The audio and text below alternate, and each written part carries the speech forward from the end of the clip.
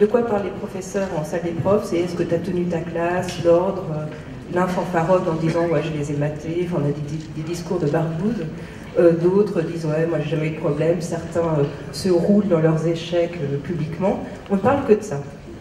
Si elle nous obsède autant, c'est d'abord parce que c'est difficile de faire cours dans des tels points, et puis aussi parce qu'on est devenu prof en ayant une haute idée de l'enseignement et que de voir comment on est traité, c'est souvent pénible. Mais c'est aussi parce que parler de l'autorité à longueur de temps, comme je l'ai fait d'ailleurs dans mon dernier livre sur le collège, je ne parle que de ça, c'est un moyen de ne pas penser au niveau des élèves. Tenir sa classe, les maintenir, les faire taire, c'est un moyen de ne pas voir ce qui est le plus dramatique dans ces quartiers, c'est le niveau des classes. L'école doit bien sûr aussi savoir s'ouvrir.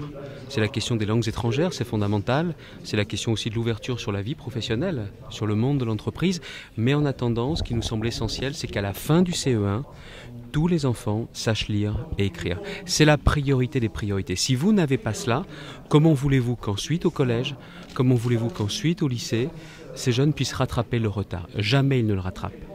Vous avez aujourd'hui à peu près 15% de nos enfants qui, quand ils arrivent au collège, ne savent pas lire. 15% d'une tranche d'âge, c'est 150 000 personnes.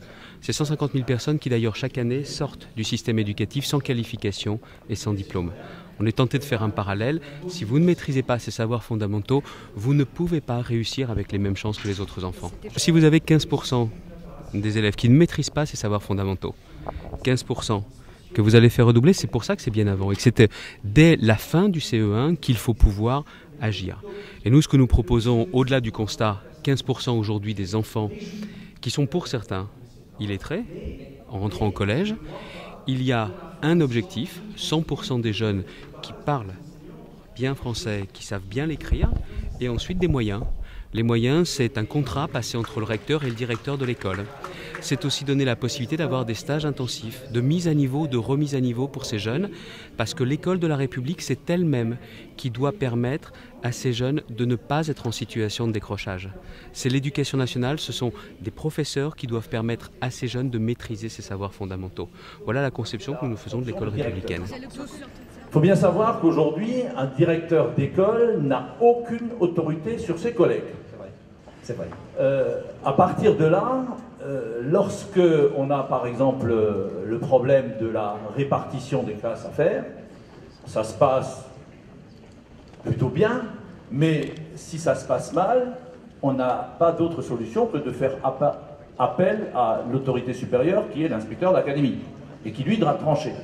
La réponse n'est sans doute pas la même selon l'endroit où on se trouve sur notre territoire, en France, en métropole ou dans les territoires d'outre-mer d'ailleurs, puisque là-bas les problèmes se posent aussi un petit peu différemment.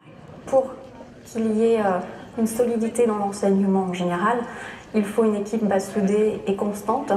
Et quand une équipe change tous les ans, c'est difficile effectivement de retrouver un équilibre pour que l'enfant puisse s'y retrouver de lui-même finalement. Confiance, respect envers le professeur se sont perdus au fil du temps.